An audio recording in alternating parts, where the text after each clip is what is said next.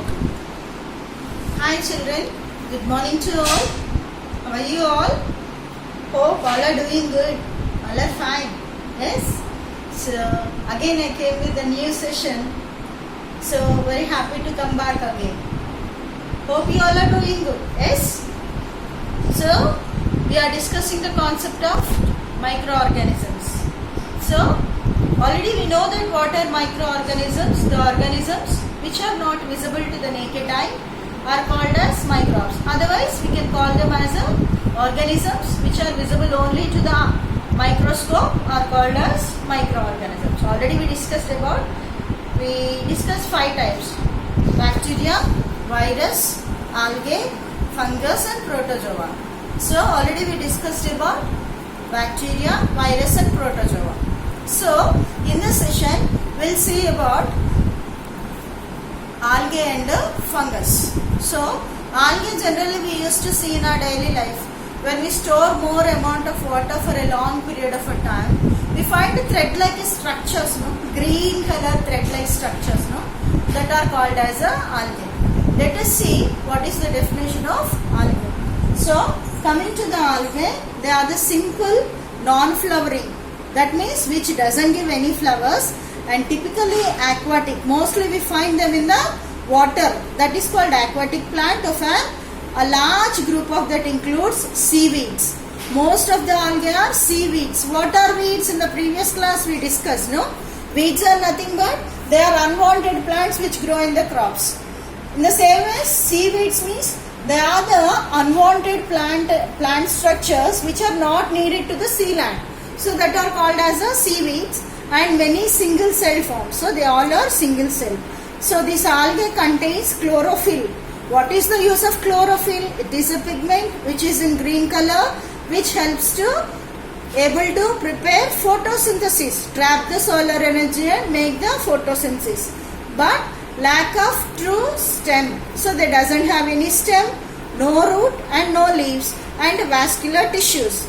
So if you take a plant, the plant consists of stems, roots, leaves, So for this algae, they are thread-like structures. They doesn't have roots, leaves, stem. What are vascular tissues? Vascular tissues we find in well-defined plants that are xylem and phloem, which are responsible to transport the water and the food. So in these plants or in this algae, we doesn't find these vascular tissues. So this algae is of different types. We can see red algae, blue algae, green algae, brown algae, blue-green algae. So this algae consists of chlorophyll. It is able to prepare the food substances. But also we have some uses, like we can make it as a manure, and also we have some harmful causes. When this algae grows on the water bodies, here we can see children. See different types of algae which is growing in the water. So mostly you can see here brown algae, here also brown algae, green algae. Lightly we can see blue-green algae. Here we can see blue-green algae. So different types of algae we can see. So if the water fills with the algae, growth of the algae, if the water fills with the algae, that condition is called algal bloom. What is meant by algal bloom? The algae is growing in the water body, surface of the water body, and they are disturbing the penetration of light and air into the water bodies. So no air, no temperature or the light is penetrating into the water body. What is happening? There are many living organisms in the water body, So they will be die with suffocation. So it is also some of the causes of harm for the organisms in the water bodies. So if the water body is filled with this algae, that condition is called as algal bloom. Here we can see here different types of advantages or the uses of algae. So algae is efficient to create a biofuel. What is biofuel? Fuel is nothing but which gives energy. So we can make it gain energy from it. Algae can use land that would otherwise go to waste. So if the algae is grown on the land, it can be used as a fuel as well as can grow for the feed for the animals. See, can be used for the animal feed. Algae functions as energy source. They can drag the energy. Algae can be used to create vegetable oil. Oil also will be dragged. Algae is a great human food supplement. So by using some different types of algae, they will prepare the jellies. Red algae, brown algae, they prepare the jellies, and also they use this algae in the process of ice cream preparations also. These are some of the uses of the algae.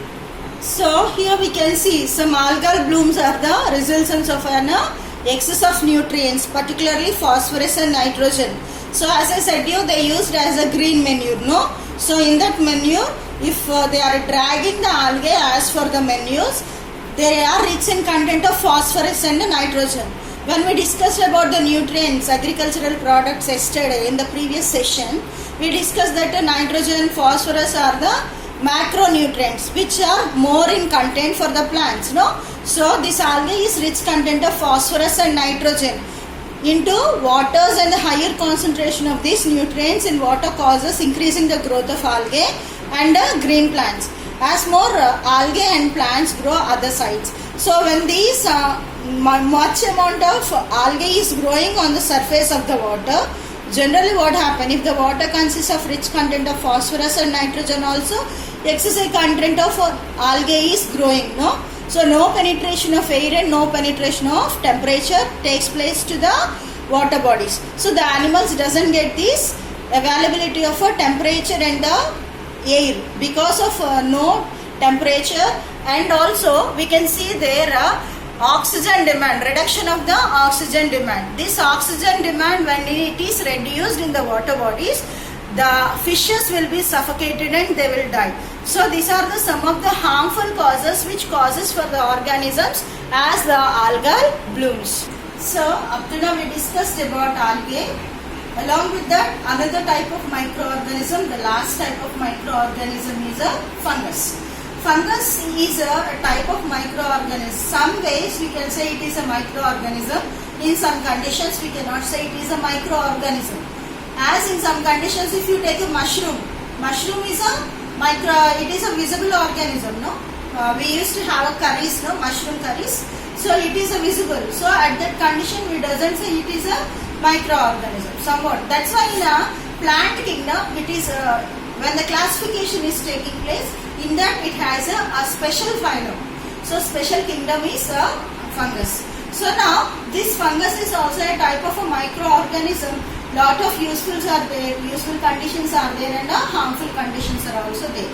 So generally the fungus we used to see, if you speak about the fungus, so we call it is a completely is a harmful. But still, in the fungus also we can see some useful contents. Let us see the definition. What is a fungus? So fungus is a member of a group of eukaryote. Eukaryotic organisms means organisms, the nucleus, the cell which is filled with the well-defined nucleus, includes microorganisms such as yeast and molds. Molds and yeast becomes as a microorganisms, as well as the more familiar mushrooms. This doesn't come as a microorganisms. Mushrooms can be seen with the eyes. These organisms are classified as kingdom which is separate from the other eukaryotic life kingdoms of the plants. So it was separated. So this is one type of a microorganism. See children, here we can see the bread mold.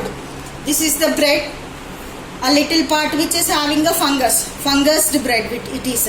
How we can prepare bread mold, I'll explain you. Just sprinkle some water on the bread and keep it moist in a place. When you keep it in a moist place for 2 or 3 days, we can find the development of a fungus. If you are in the lab, we can find that if you take a little piece here, the green color little piece, if you take it and keep it on the slide, and if you observe under the microscope, you can find like this structures children. So these structures are called as a hyphae. These are called as a hyphae. These all the hyphae together are called as the mycelium. So these rounded structures are called as molds or the blobs. Sporangia we used to call. So the sporangia is filled with the spores. So when it is burst out, we can find small like mustard seeds we can find. The small spores will be spreaded out. Again each and every spore grow in the form of a mycelium, and they'll grow as a hyphae and new individual. So most probably these bread molds show the reproduction of a spore formation. In the further class you can learn what is the spore formation clearly. So here this is called as a rhizopus.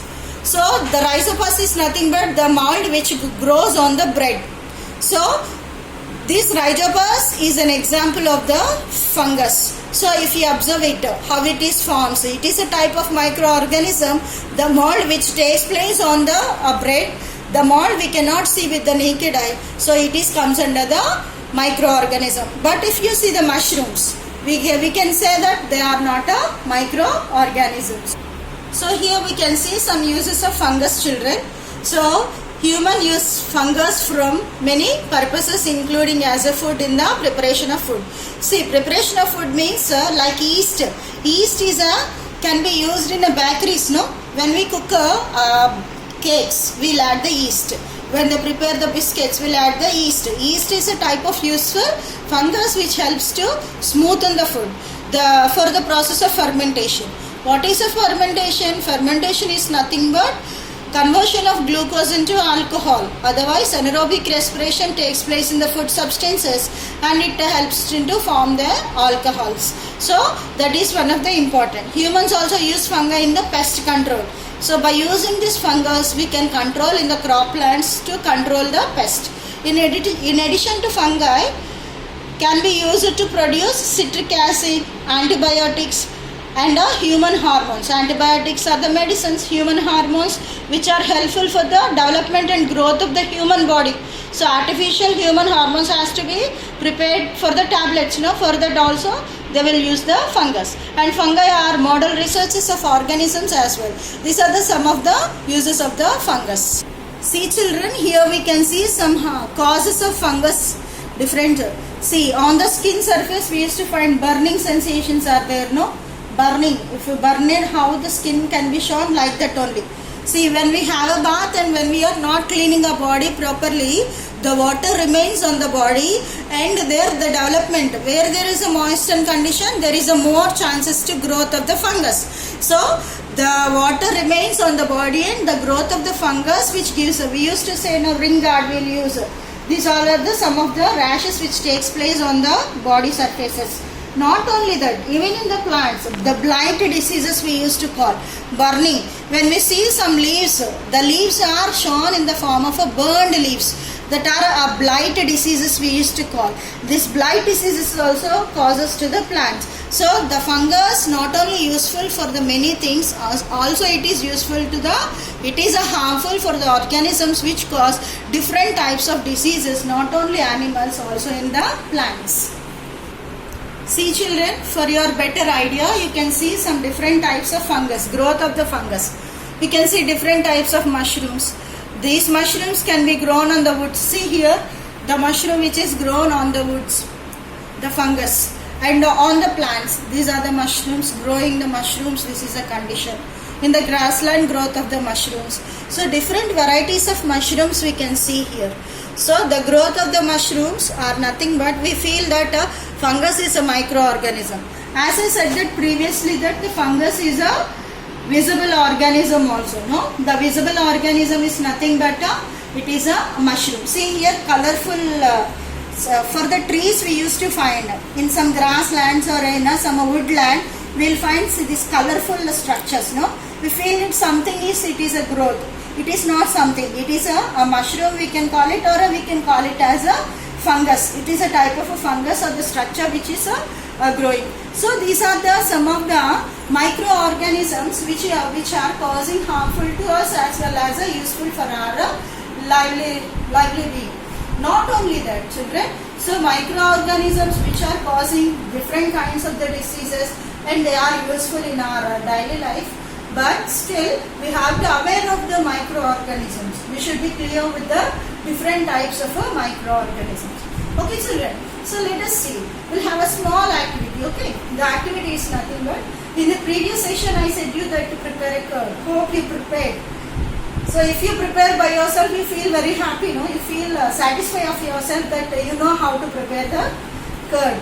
So now you can see here, When your mother for the next day she want to prepare idli or a dosa, the previous day she prepared the batter, no, idli batter or a dosa batter. Once you inform to your mom that she is mixing the batter tonight, and you observe that how is it the batter. In the morning, before making the dosa or the idli, try to observe. You can observe the increasing of the surface, and when we keep a spoon or a long spoon, you keep it inside, and if you stir it well, you can find a bubble-like structures. That bubble-like structures are nothing but the air gaps. These air gaps are nothing but fermentation process. This fermentation process provides the food substances to give a good taste and a good smoothing condition. Try to do this activity, children. Hope you understood it well. So, we'll meet in the next session.